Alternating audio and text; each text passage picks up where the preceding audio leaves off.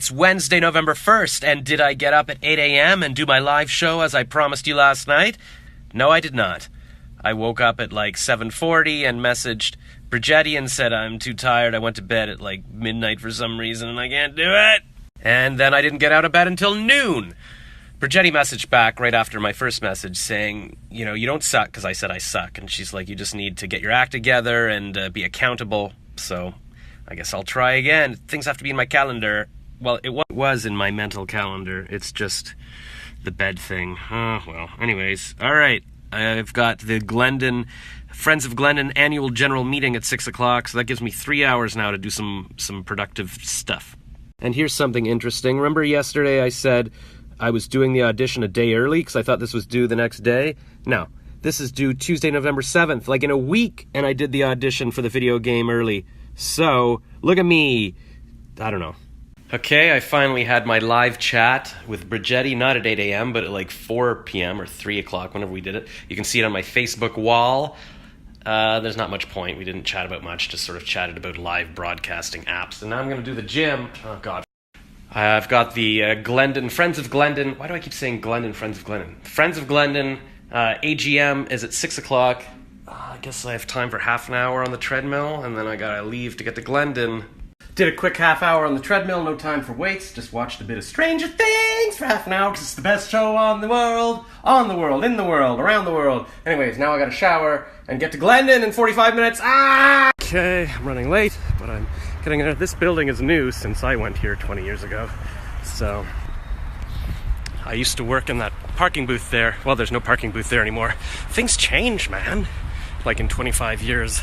I think when I went here, this was outside, but now it's inside. Oh man, it's blowing my mind. Well, I've been coming here for 5 years for these meetings, so it's not really blowing my mind. I'm acting mind blown for. Pro Tem or Radio Glendon, I think that's a number of different organizations on campus. Women and Trans Center. So those are Pro Tem and submitting that for the month. I think it's once every 3 or 4 weeks. So that could be your responsibility for that month. So just to give you a bit of, and then maybe I'll open up another document or I'll type. As I walked by her, she just said, "This was a good idea. Did you have some?" See, everybody loves my idea. I was born to think of pizza. Okay, we're having a break while people consider whether they want to run for the board. And another woman there, with the reddish hair, she just came up and said, "Oh, your pizza idea was so good. It was a winner. Big hit. But you didn't have any." I'm like, "I had a couple little slices." She said, "Oh, you can have some more?" Do I wait until OSAP releases my funding, and then I go buy my books and just kind of catch up with whatever I missed? Or, do I not go? What do I do? So I found out from Student Financial Services. I just gave a speech. We all gave our speeches, and I just gave mine. I'll post it on Facebook so you can see it. Yeah, and just Now we're voting. remind us of your 2 others, right? Yes. Did all the students put their names in? So we're doing the draw that I thought of to buy 3 gift cards to get people to come, and it's only eligible for students. So she just won the first one, and a woman said she voted for me because of my pizza idea. I just noticed this street is closed off because I was walking down here, and it looks like they're shooting something here. Ooh, I wonder if we'll be able to see. I wonder if it's like the new star. Maybe it's Jennifer Lawrence, and she's like wants to shoot here because she knows I live here. Something pretty big budget. Look at that. Those lights are for the movie, I guess. You gotta have a budget when you're making an artificial. Oh, here's the extras. Look at this. Look at them walking. They look so realistic. I should be an extra. Oh, I gotta sign up for an extra agency. It's a New York City cab, so they're making this look like New York. Oh my God, what could it be? Is it like Batman or something? Okay, they're about to do it. They're filming the taxi driving down the street. They were like, here it comes. Here it comes. One day you're going to see this in a movie and you can remember that I showed it to you first. It's exciting. Was she an extra or is she just a girl going clubbing? I guess she's just going clubbing. Those are crazy shoes. It's a Wednesday. And why are people dressed up today? This is what I'm wondering. Like, am I missing something? Is it like, or is Halloween week a thing now? Man, I just missed the taxi going by. And there's another car. And that's it. Oh, sorry. Okay. Okay, the woman told me to stop filming. I asked some guy just now, what are you shooting? He said The Widow. He said it's called The Widow. So somebody look that up. See if I should go back and look for a star. Okay, looks like it's a thriller starring Chloe Grace Moritz and other people. The French actress Isabelle Hubert or something, and directed by Neil Jordan. So there's your celebrity Josh scoop. I should look up some of the more minor actors, like the less well-known ones, and message them and see if they'll come and do my podcast, or if I can like interview them or get some kind of quote from them or something. That'd be fun, eh? Oh my God, it's my calling to be a celebrity reporter, comedian type, content creator, digital influencer guy. And imagine if I wasn't living right here. There wouldn't be movie shoots, like literally like a block from my house. I clearly need to stay in this apartment, find a way to monetize all my crap, and build like a media empire from my home studio. Alright, who wants to help me? Like, let's brainstorm. Like, does anybody want to come do shows with me or something? Or like, come on, help me out here. Anyway, before that whole movie set thing happened, what I was going to tell you on my way home was about the election. I went to the washroom quick while they were counting the votes, and so did Dana, and when we came back, we were both like, well, who won? And then we finally asked Jacqueline, who was re-elected president, and she listed off 4 people, and I wasn't in them. The only contest was between her and this new guy, Matt, for president, and then there were 6 spots open for the board of directors. And there were 4 spots open and 6 people were running. So it was me and one other girl who didn't get elected. And I guess it kind of feels crappy.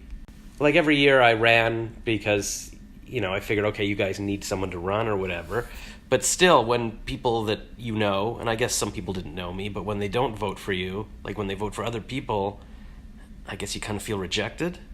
Doug, who was acclaimed vice president, and is like my dad's age, he joked, you were just on you were just done your pizza thing, you were on a roll. And I'm like, yeah, I felt like I was just hitting my stride. So I guess the sad thing is now I don't get to go to campus every month now. And I don't know, it was just fun to be part of that little group. Like I rode the subway back with Dana and was giving her catch up on my life, because she used to be on the board, but she wasn't this year. And she said, you know what, I think the last time, at the meeting she told me, the last time I saw you, I think was at the Pan Am Games. I think I ran into her at City Hall, and then I went to her hotel room with her because she was working the games. And I asked her, who was I with that night? I was thinking about that recently, and I couldn't remember. And she's like, you were with like a black girl, like very like young? And I'm like, oh, right, was she Brazilian? She's like, yeah. And I'm like, yeah, the problem is I had 2 young black Brazilian girls, so I can't remember who it was. But they've both gone back to Brazil, so the point is moot. Actually, I think I was hanging out with a third one recently. I guess I have a type. Who would have thought? I thought like Jewish girls or Glendon girls would be my type. But speaking of Glendon girls being my type, Dana would totally be my type. Like, she's just this cute, natural, smart, fun, like sweet mothering. I feel like, yeah, like if I had gone to Glendon at the same time as her, she would have been my girl. She looks a bit like Susan Sarandon, I think. Anyway, she's pretty much married. She's living with some guy that she's been living with for years, Pablo, I think. So, whatever. But she said she wanted to go for coffee and give me a hug. But now that I'm thinking about it, the last time I saw her, or that we left a meeting together, maybe it was last year or 2 years ago, she did that exact same thing, give me a hug, said let's meet for coffee, and I guess we haven't. So maybe that's our thing every couple of years.